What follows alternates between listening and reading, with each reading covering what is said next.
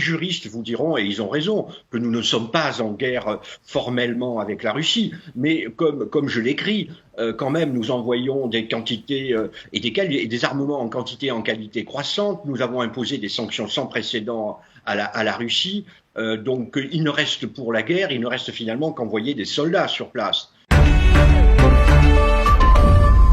Donc nous sommes vraiment très proches de la guerre avec la Russie. Et en plus, je crois que que les Européens et les Occidentaux, nous avons franchi un seuil sans nous en rendre compte peut-être, c'est-à-dire que nous sommes tellement engagés aux côtés de l'Ukraine que nous ne pouvons plus désormais accepter une défaite de l'Ukraine. Une défaite de l'Ukraine serait une défaite de l'Occident, une incroyable perte de prestige vis-à-vis du reste du monde.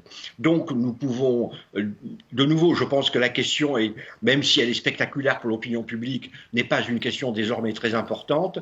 Nous sommes engagés aux côtés de l'Ukraine et nous irons jusqu'à nous ferons tout ce qui sera nécessaire pour empêcher une défaite de l'Ukraine. À 2 reprises, le chef d'état-major de l'armée américaine, qui n'est pas un mou, a déclaré l'Ukraine, il est improbable que l'Ukraine puisse recouvrer tous les territoires qui ont été occupés par la Russie. Et la plupart des experts militaires disent, étant donné le rapport des forces, on ne voit pas l'Ukraine vraiment infliger une défaite décisive à la Russie. De son côté, comme je l'ai dit, l'Occident ne tolérera pas une victoire de la Russie. Et donc la perspective qui s'ouvre à nous, hélas, c'est une guerre longue.